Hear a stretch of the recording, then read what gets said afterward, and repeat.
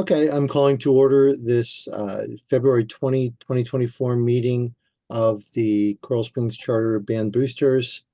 It is currently 7:34 p.m. First order of business is I move to approve the minutes from the January 16, 2024 meeting. Do I have a second? I second. All right, so ordered. And I only know of a few things for the agenda. Uh, David, did you want to speak up first, or shall we just jump right into Veronica? Let's get into it. At some point, I'm just going to cover the jazz brunch. All right, great. So Veronica, would you mind giving us kind of an update where we are with the bank balances and the budget? Yep, no problem. Hi everybody. So today we are standing at $6,762.91 in our bank account. We still have chocolate sales money to collect, so I think our balances are going to look better in the next week.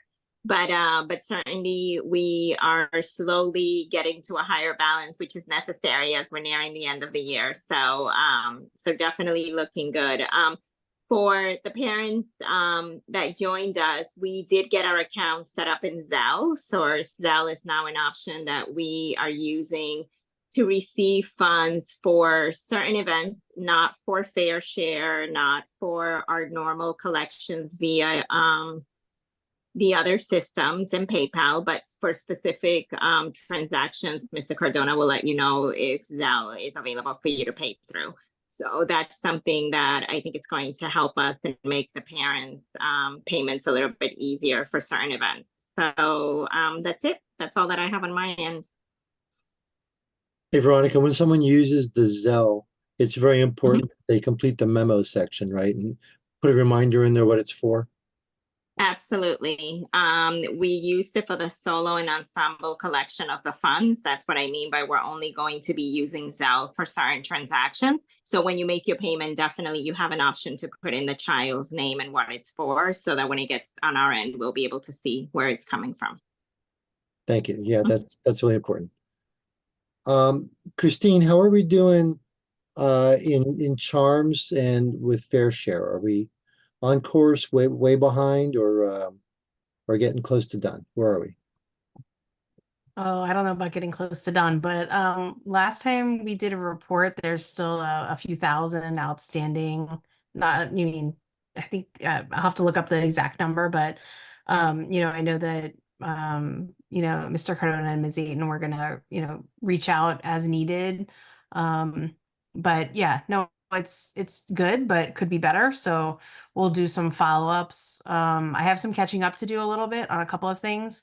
Some people who had given some funds via PayPal directly or other ways. So I'll do some of that tonight, and then we'll hit send after this meeting, to kind of remind, the parents that are missing some. All right, but that comes to a few thousand if it were all caught up. Yeah, give me a couple minutes and I'll tell you like more of an exact number. I'm just looking for a ballpark. All right. Yeah, no, I thought it was in the 3,000-ish range, but then there's some that I have to do an adjustment on Jazz Band as well. So I'll work on that and make sure it's all accurate before we hit send again. All right. And I don't know if Stephanie Ayton is here or not. If not, David, are we done with the chocolate sales, or is it I'm just here. Oh, hi Stephanie. Can you Hey. up to date on the chocolate sales? Yeah, we've officially wrapped up. We are still waiting on about 6 children to turn in their final leftovers and or money. We did get a couple boxes and leftover chocolates back from some kids. So roughly we have about 10 boxes probably left to sell. Everything else has been accounted for, turned in. I'd probably have one more envelope to give Veronica, but I think we gave you 3 pretty big ones last time, so that's good. And so we've officially wrapped up. We gave our gift cards out to our winners, to 2 of them today. I got to catch 1 kid tomorrow, and then we owe 1 class a party. And then we're into Snap Race. So yep, chocolate is wrapped up. We will be selling chocolate for the foreseeable future at small events, and I'm still selling it in the hallway. But so let me know if you want any chocolate. Yeah, right, But, right. but we are done. We do still have some inventory though. All right, so assuming with the 6 kids left, and a little bit maybe that's left in an envelope, there's maybe $400 or $500 there, maybe less than that. What do we estimate the chocolate funds to be, not counting the tail of surplus that we have to sell still going? Can we just kind of ballpark that? Yeah, I can do that super quick. I think we made about mm, somewhere around six-ish, Okay, 7,000, yeah, after we paid for the inventory. yeah, that's net. Mm-hmm. And we had budgeted that, David, do you remember, did we budget that as around 7? I'm looking it up right now. Give me 1 second. I know we were under 1,000 with popcorn, which replaced Domino's. Right, And with this one, let me see. I see your message in the chat, Miss Moberg. Thanks for the suggestion. Your kiddos always have such great suggestions too. I really appreciate their innovative energy. We are allowed to sell it at lunch. Unfortunately, it's a state law. We can't sell anything at lunchtime. No clubs can. Already asked. So I've just been yelling in the hallways like a baseball popcorn salesman. And actually, a lot of the band kids have been buying. So we're getting gosh. creative with some ideas moving forward with that. I think Cardona has been talking with some other parents about that idea or teachers. So we're getting innovative, and we might just start selling to our own band kids because they seem to be buying. That I don't know how you all feel about that, parents, because that's probably ultimately your money. Yeah, that's right. That's what it is exactly. Yeah, so that the number was 7,000. So we were just about 1,000 short on popcorn and roughly 1,000 short on chocolate. All right. All right. Well, that's money we got to make up. Mhm. So, The fair share number is around $3,700. that's the amount outstanding right now. Yeah, and that might be a little bit less. I think there were a couple things that came in I have to credit in, so Right. yeah, but it's not, thousands less than that. So Okay. okay. All right, that gets us there. That gets us in the ballpark. And now we have Snap Raise going on. David, how's that going? It's going well. We're close to, let me check right now, actually. We did receive a $2,000 donation, and I believe we were close to 10,000. Sorry, $2,000 donation outside of the platform that somebody made, and we were close to 10,000. So we should be somewhere in the 12,000 ballpark. So students just need to continue to encourage their friends and family to also share those links, and of course upload as much information as possible on there. But really the big thing is just sharing the links and getting those out, which is where the platform seems to succeed the most. And of course, if they haven't entered all their information, then they could still upload it and then send it to people. But the contact information, that is. But the big one is sending out the link as much as possible. I'm going in right now to tell you exactly where we're at. The source of the $2,000 donation, are you at liberty to say who that is? Do they want the fame? Yeah, I mean, I don't. Yeah, I don't. It was this one. It was a kiddo in symphonic band. He has a parent who has some realtor friends, and they just kind of were, I guess, too busy to get on the platform, and so they were like, "Here's a check." So I've been adding it, like on our board on the, on the whiteboard, because the platform obviously doesn't show it, but I think we were over 11,000 today, and I've been keeping track on the board so each ensemble can see. But the platform does a really good job of doing that. It's also really cool. We can see everybody's messages that they send their kiddos. So like I cut those out and put them on a board for the kids to see, like, look at all these people supporting you all. Just to kind of remind them, like, there's a reason behind all this, trust us. And I think the top class has over like 3K right now. Now curious, is the Snap Raise money, how much of that is accounted for in bank deposits at this point? None. Well, that's going to happen at the Good. end of, yeah. Good, okay. Yeah, Now, but it is cool. It tracks like who does email donation, who does a text donation, who got the link off of social, who got it off a third party, sender. So it's really, really full of data. Mhm. Yeah, so they're gonna keep somewhere around the 20% mark. The reason why we left Fan Angel and went to SnapRaise is because we used to get between 10 and 12,000. I think 12,000 is the best that we've done with Fan Angel, and they kept 9%. SnapRaise guaranteed that because of how user friendly it is and how well the platform works and tracks data, they're going to guarantee a lot more money, even with the 20% cut that they take. So we're hoping that, and to be honest, you know, at this point, with what is it, 2 weeks left in the fundraiser, we have $11,434. So I think we're doing okay. At least compared to Fan Angel in the past. So we'll just keep tracking it and see how far we get. All right. All right. On the subject of fundraising, and before I just kind of turn it over to David to tell us about everything else that's going on, I just wanted to say a word to the parents who are in the meeting, other than the executive members. I don't know if you know, but the boosters are selling advertising packages. So this, obviously parents could do this, but this is more targeted at local businesses. And we just want to make sure you're aware if there are families with businesses, friends of families with businesses, contact us.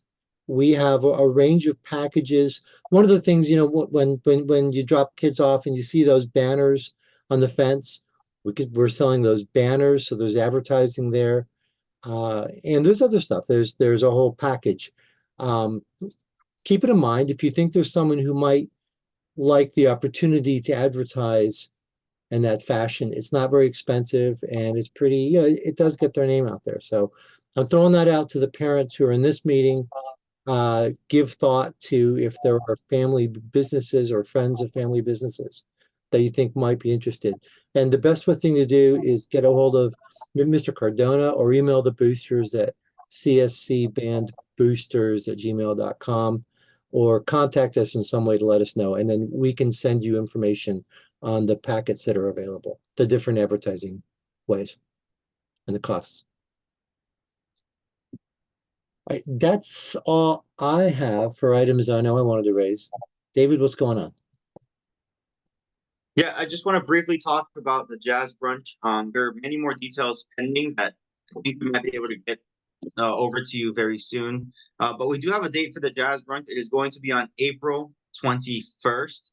Now, the Jazz Brunch is a performance event where the current members of the jazz band, we typically host it at a local venue or country club. We invite friends and family to purchase tickets to come watch the jazz band performance and also participate in a raffle where we raffle off several items in order to raise money for it. Intentionally it's to offset the cost of jazz band. It's a great event. We also include food. That's why it's called the Jazz Brunch. And we dress up, and the kids really enjoy the performance. And the tickets, I don't have a price for the tickets yet, but I just want you to start thinking about April 21st. Usually the event is from 11 a.m. until 2 p.m. So just be on the lookout for those tickets when they come out. The students who are performing in jazz band do not need to purchase tickets, but any friends and family that are attending the Jazz Brunch would need to purchase tickets. Along with this, we have the sponsorship program, the advertising program, which is what Jim was just talking about.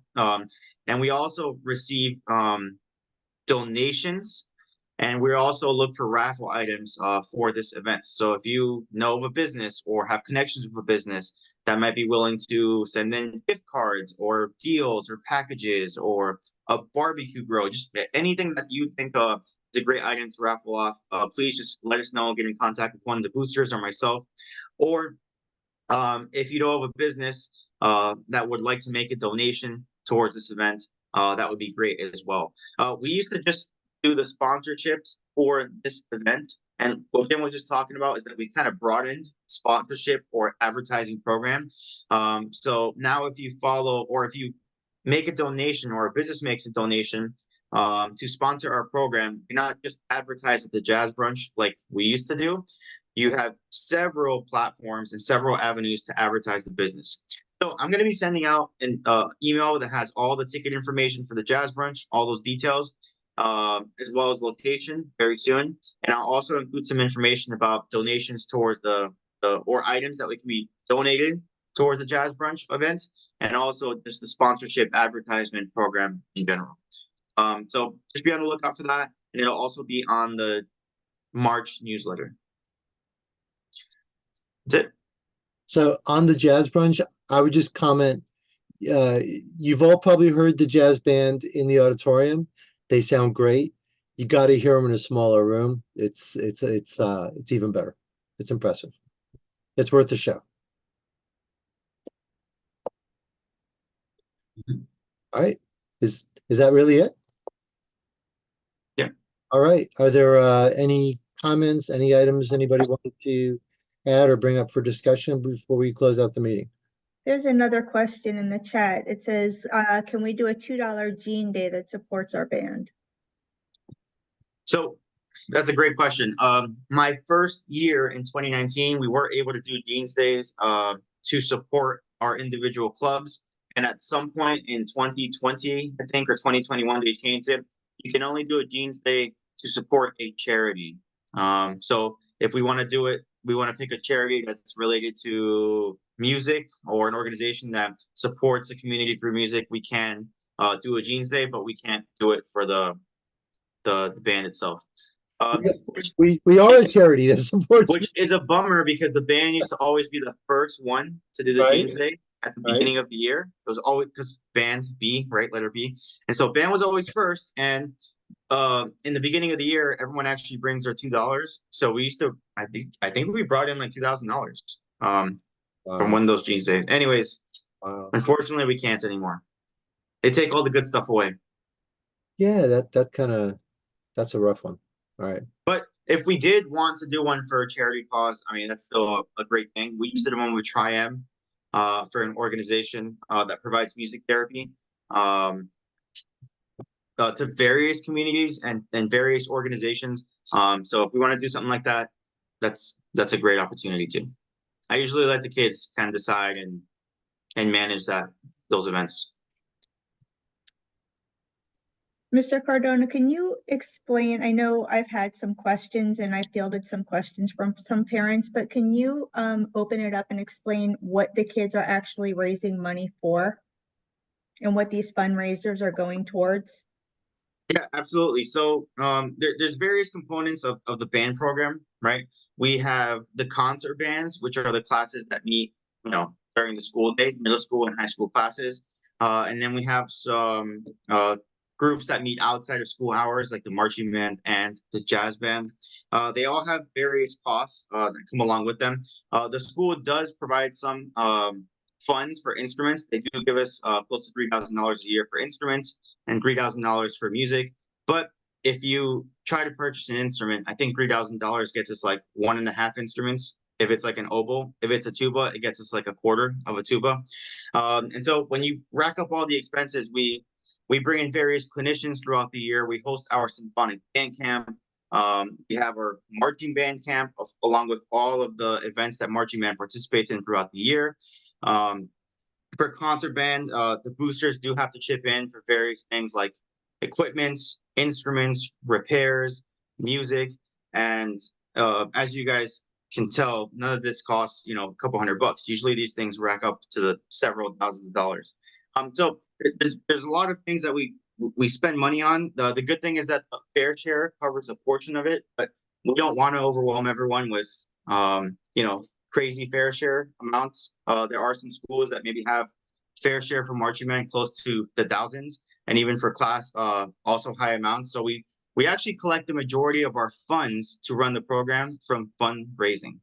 So it essentially just covers all of those expenses: clinicians, equipment, instruments, repairs, upkeep of the band room. Anytime we do a trip, there's a bus involved. Sometimes the students pay $5 to $10, but the boosters are still paying $600 or $800 of that cost per bus per trip. So it basically just covers all that. Now, the first meeting that we had in August, Jim went through the entire budget. where we kind of just laid out like all of the costs and expenses for the year and also some of the projected income. I'm sure that at some point, maybe we can briefly go over that again during a booster meeting, just so everyone can see what those numbers are. But I do understand it gets a little bit lost when there's like nonstop fundraisers and, we're trying to collect money on times for Fair Share.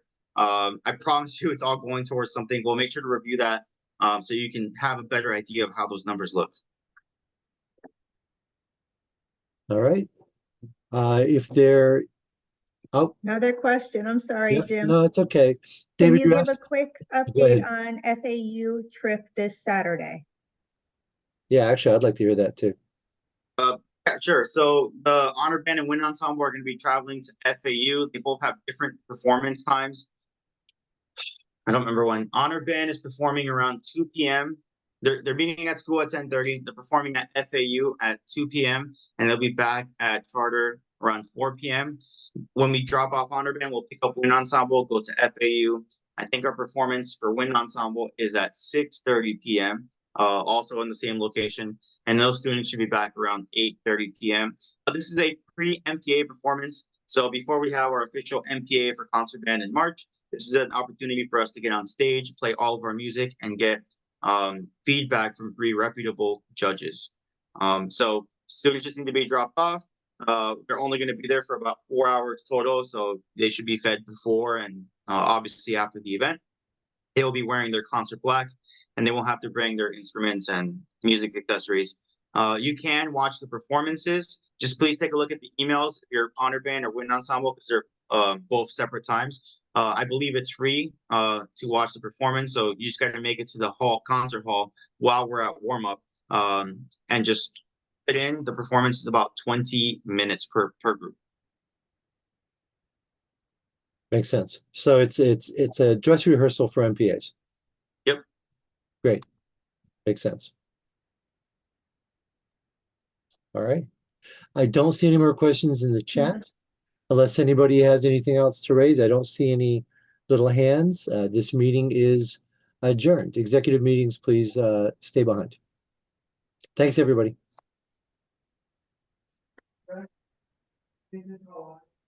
Thanks for your time. Have a good night.